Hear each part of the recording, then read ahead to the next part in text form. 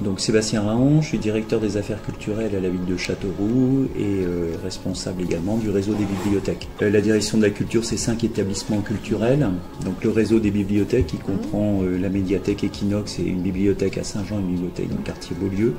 C'est les archives municipales et communautaires, le conservatoire à rayonnement départemental de musique, danse et d'art dramatique, l'école municipale des beaux-arts et le musée Bertrand. Alors, mes activités principales sont de manager les équipes. Pour chaque établissement, il y a un directeur. Donc, dans l'organigramme, moi, je suis en haut de l'organigramme et j'ai des directeurs dans chaque structure culturelle. Alors, ça, c'est la théorie. En pratique, il n'y a pas actuellement de directeur au musée. Donc forcément, en attendant de recruter, c'est moi qui assure la direction du musée. Et pour le réseau des bibliothèques, depuis 5 ans, il n'y a pas de directeur. C'est moi qui fais également office de directeur du réseau des bibliothèques. Donc mon travail, c'est d'être en gros l'interface entre le projet politique défini par les élus et les équipes. Donc contribuer à la mise en place de la politique publique dans le champ de la culture, en fait. D'accord. Voilà.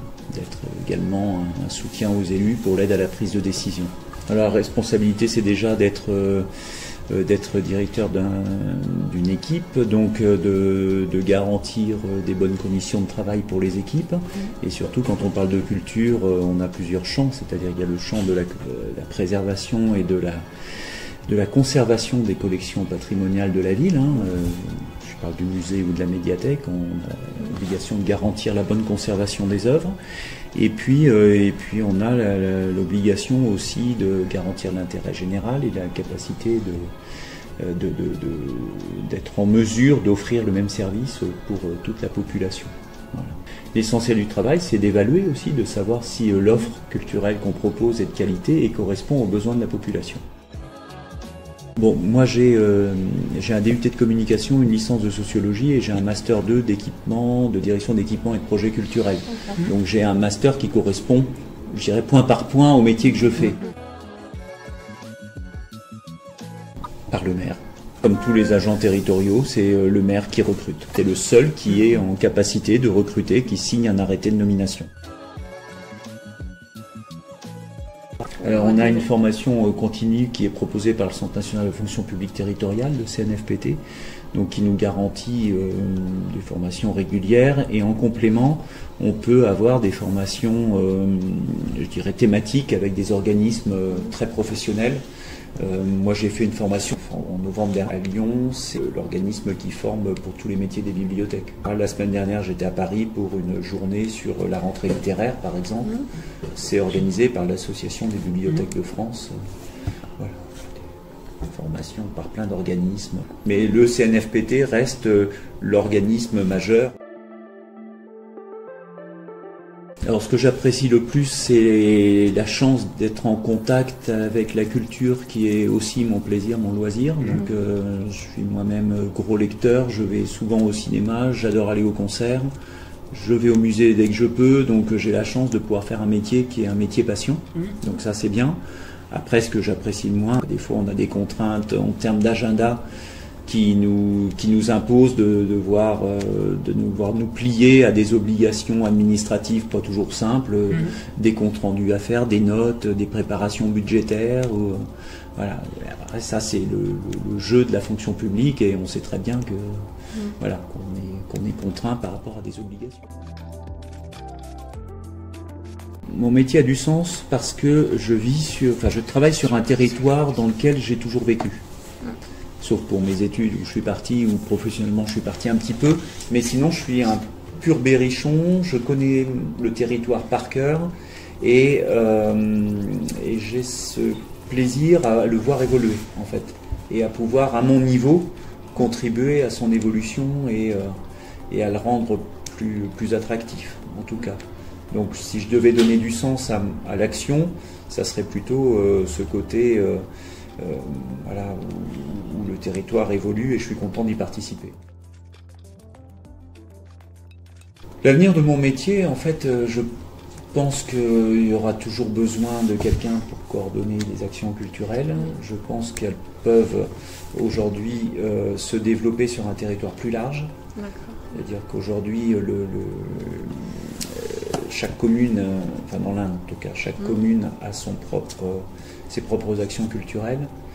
Aujourd'hui, la réflexion, elle est de se dire, est-ce que la culture, le champ d'intervention, il n'est pas sur l'agglomération.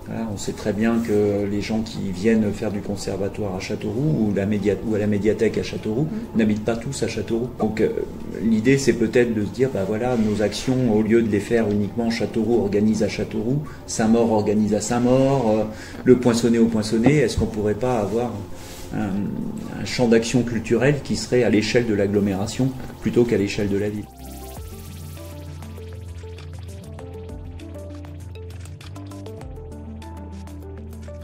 Alors moi c'est Ophélie Rambert.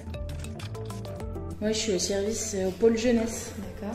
On est 6 dans l'équipe et on travaille beaucoup du coup au service jeunesse à l'étage et auprès des classes et des groupes d'enfants. Alors, l'activité principale, ça va être de prospecter, si on veut dire prospecter. On fait, moi je fais aussi essentiellement des accueils de groupes et de classes tout au long de l'année, où on fait une visite de l'étage jeunesse à la médiathèque, on leur explique comment ça fonctionne, où ils peuvent trouver tel livre pour eux, qu'est-ce qui est le plus approprié pour eux, et on leur fait une petite animation.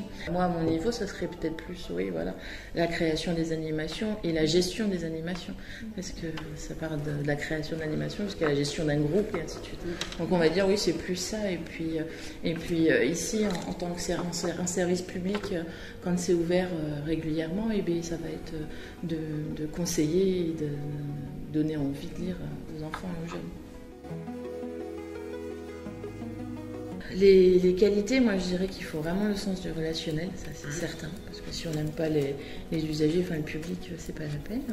Et dans mon secteur, plus les enfants, parce que du coup c'est pareil, les enfants, et du coup je pense que pour ce métier, il faut vraiment être très très polyvalente. Polyvalente, et parce qu'on va vraiment toucher plein de choses. Et c'est ça qui est super riche dans notre métier, c'est qu'on ne va pas s'occuper que du livre, mais tout ce qu'il y a autour aussi. Et du coup, donner envie aux autres, c'est ça qui est formidable.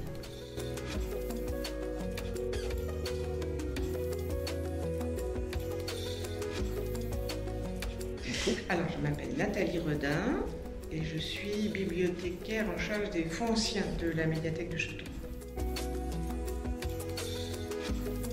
Alors, les fonds anciens, ce sont des ouvrages qui ont été en partie confisqués au moment de la Révolution française.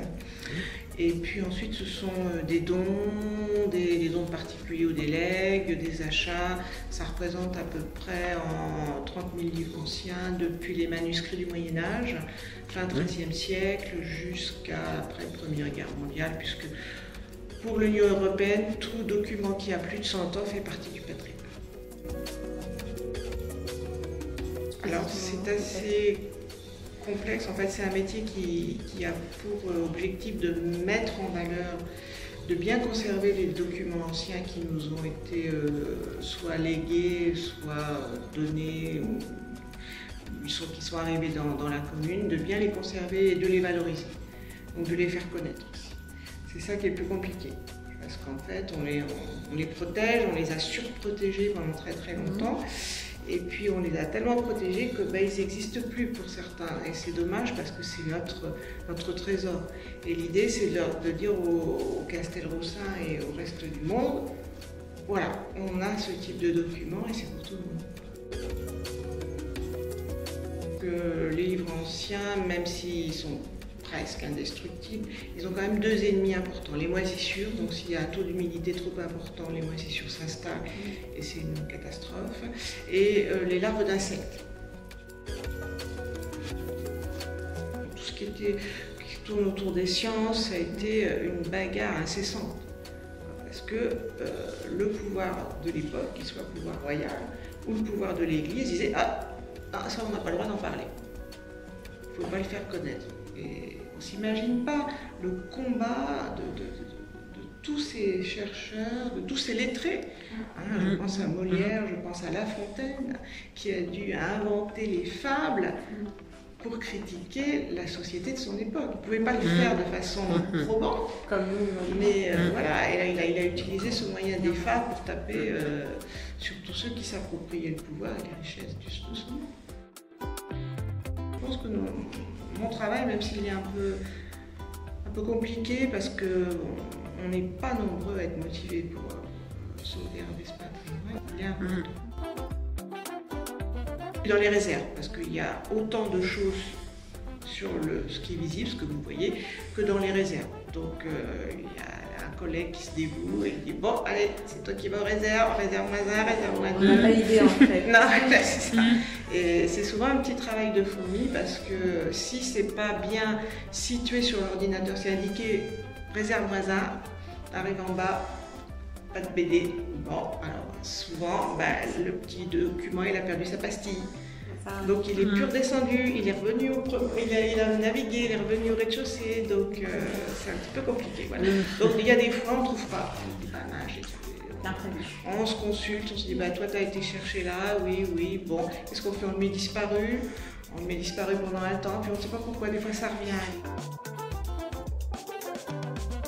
J'aimerais bien, créer un atelier de petites réparations. Alors, ça finira peut-être par se faire parce que les livres anciens, ils sont abîmés au coin, parce que c'est de la peau, donc c'est du vivant.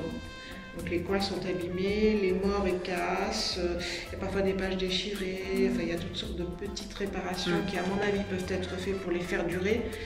Parce que les restaurer, je vous ai dit, ça coûte cher. Et puis maintenant, la BNF numérise beaucoup de ces documents.